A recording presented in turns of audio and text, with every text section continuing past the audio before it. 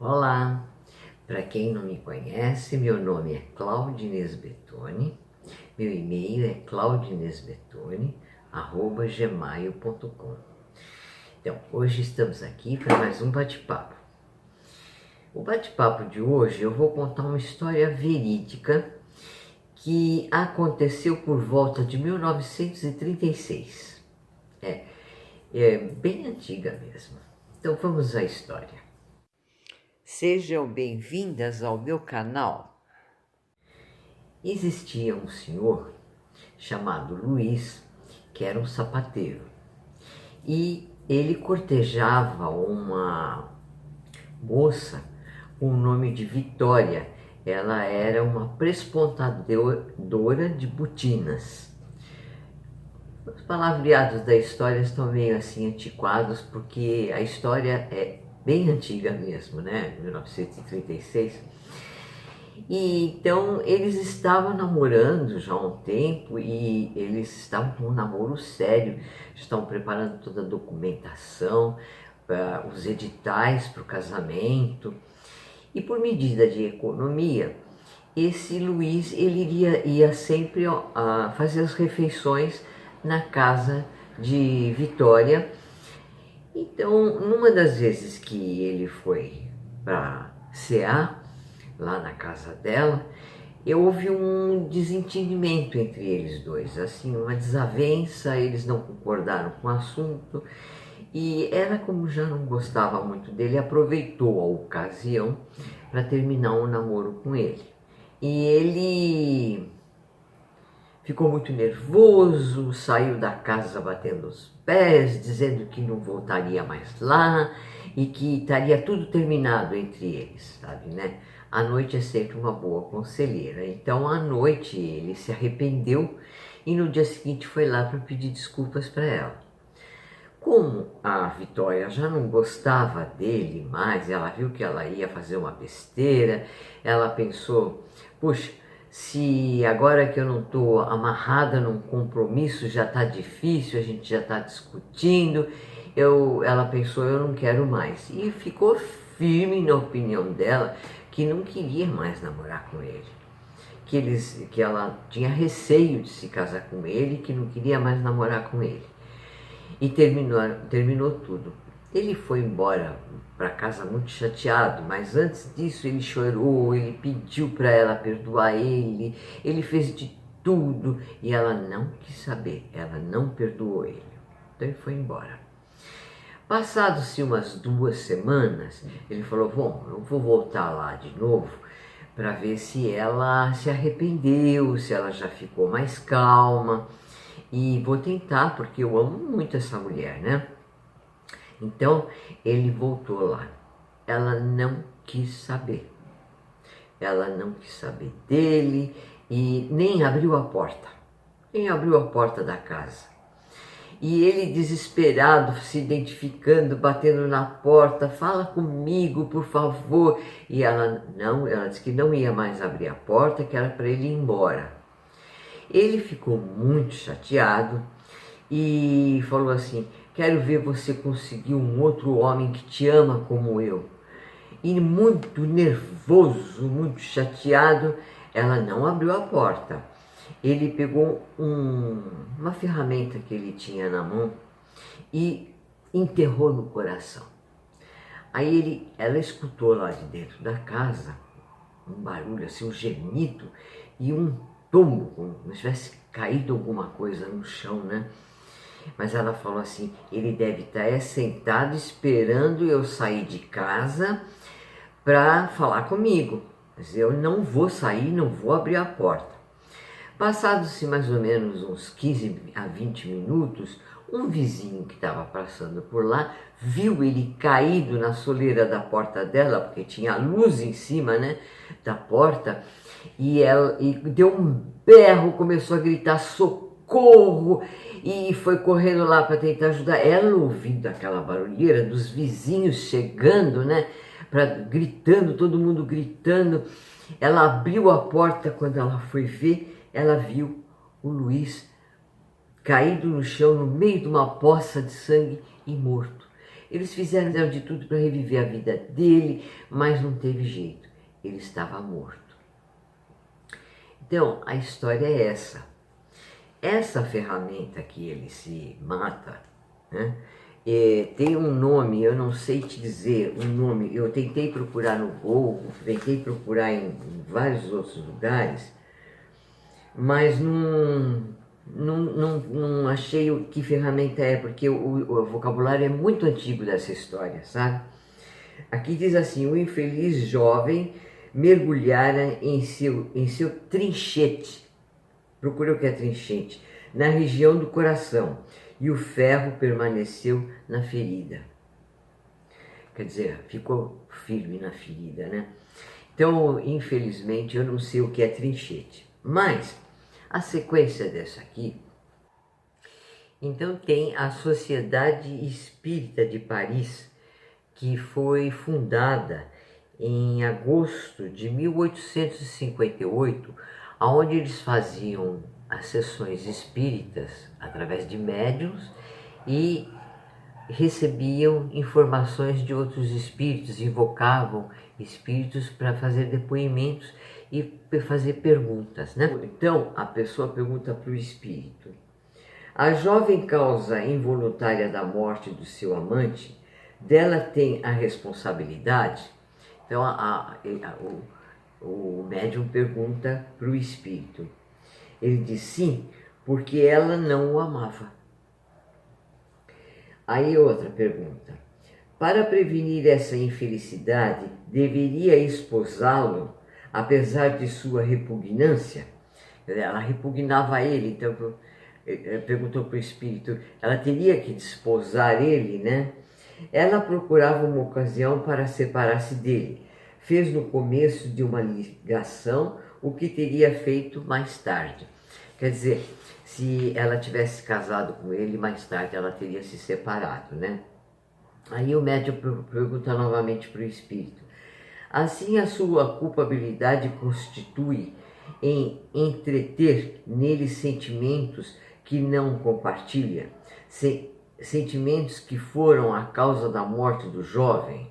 O espírito responde: sim, é sim.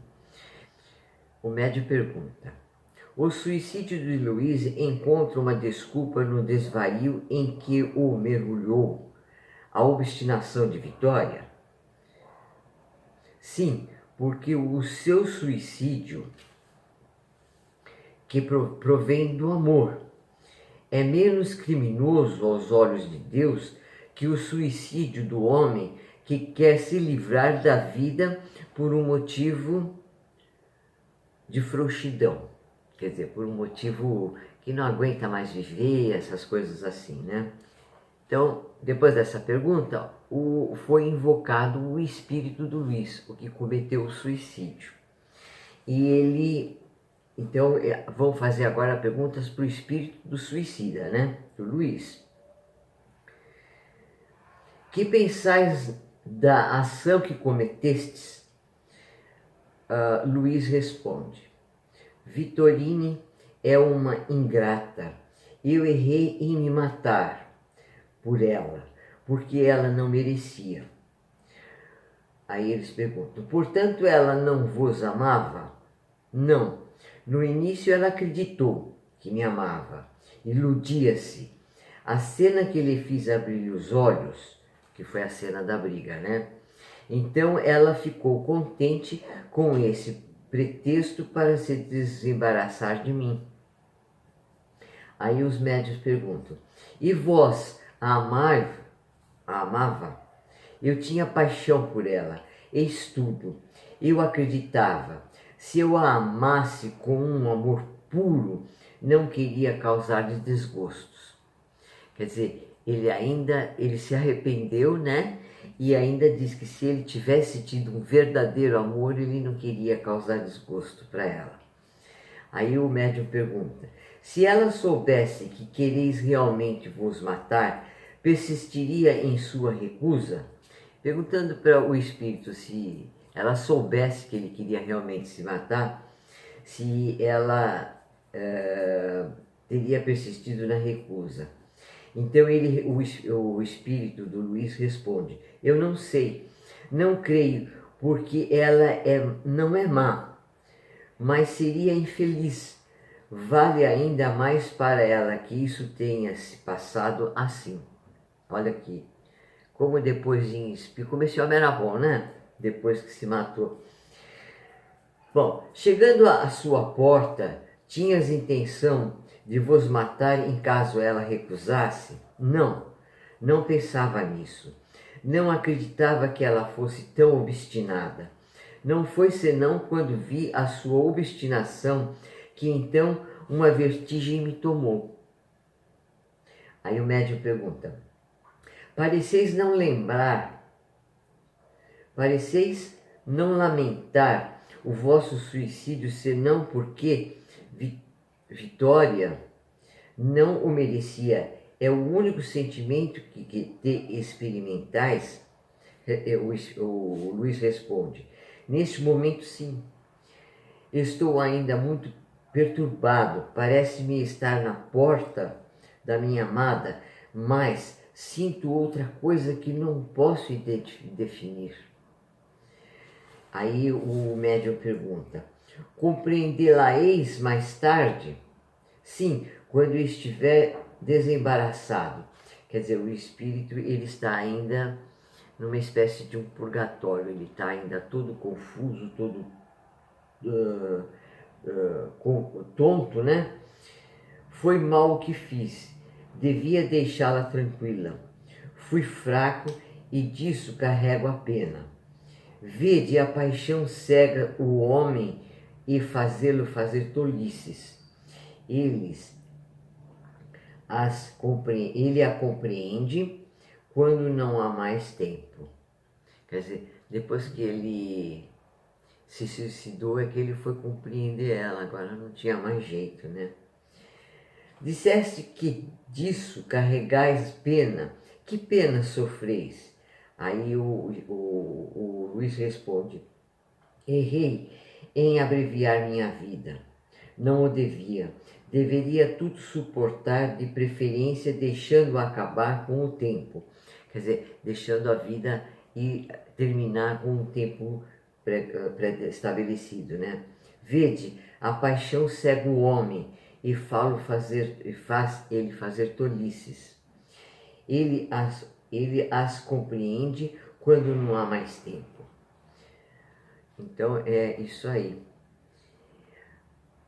Essa história quer significar o seguinte: